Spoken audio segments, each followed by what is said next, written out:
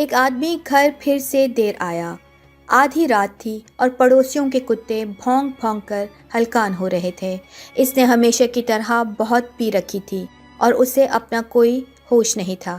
اس کی بیوی نے روز کی طرح آج بھی اس کے لیے دروازہ کھولا اور اس کو بیڈ تک سہارا دے کر بیڈ پر لے کر گئی تو اس نے اپنے ہاتھ میں پکڑی شراب کی بوتل زمین پر دے ماری۔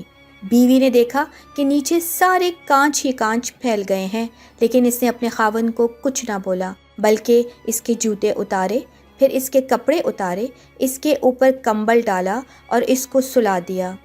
ہمیشہ کی طرح وہ بے سدھ پڑا سو رہا تھا۔ بیوی نے جھاڑو لا کر نیچے سے کان صاف کیے اور راستے میں کمرے تک آتے ہوئے اس کے شوہر نے جو کچھ بھی توڑا تھا وہ ہر چیز کو اٹھا کر گھر صاف کرنے لگی۔ صبح جب اس کا شوہر اٹھا تو وہ دعا کرنے لگا کہ آج بیگم لڑائی نہ کرے، کیونکہ وہ ہر روز اتنی لڑائی کرتی تھی، اپنے خاوند کے شراب پینے اور دیر سے گھر آنے پر اور سونے پر سہاگا۔ آج رات تو اس نے کتنے برتن اور شراب کی بوتل بھی توڑ دی تھی۔ وہ ڈرتا ڈرتا ناشتے کی میز پر پہنچا تو دیکھا کہ صرف اس کا بیٹا بیٹھا ناشتہ کر رہا تھا۔ اس نے اپنے بیٹے سے پوچھا کہ ماما کدھر ہیں؟ وہ بولا کہ وہ بازار گئی ہیں گروسری کرنے کے لیے اور جاتے وقت آپ کے لیے آپ کا پسندیدہ ناشتہ بنا گئی تھیں اور آپ کے لیے یہ سٹیکی نوٹ چھوڑ گئی تھیں۔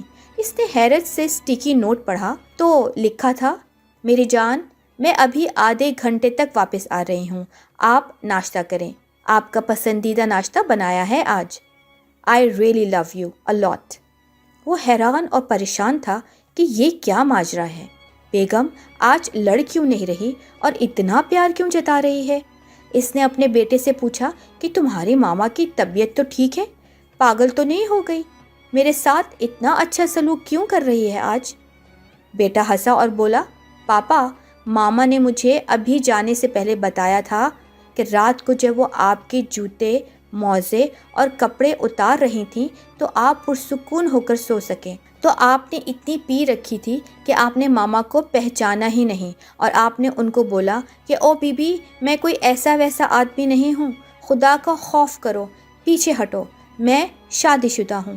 ماما آج صبح سے گانے گنگناتی پھر رہی ہیں۔ یہ سن کر باپ بھی ہنسنے لگ گیا۔ اگر آپ اپنے رشتے ٹھیک سے نبھائیں گے تو آپ چھوٹی غلطیاں کر سکتے ہیں، لیکن کبھی کسی بڑی غلطی کا ارتکاب آپ کے لیے ممکن نہیں ہے۔ اپنی ترجیحات ٹھیک سے متعین کریں اور رشتوں کی قدر کریں۔ جب آپ کی ترجیحات کی درست تقرری ہوتی ہے تو آپ کی عادتیں خود بخود ٹھیک ہو جاتی ہیں اور آپ کے گھر والے آپ سے پیار کرنے لگتے ہیں اور آپ کی چھوٹی چھوٹی غلطیوں سے بھی پیار کرنے لگتے ہیں۔ پر یاد رہے کہ کسی بھی رشتے میں بے وفائی ناقابل معافی جرم ہے۔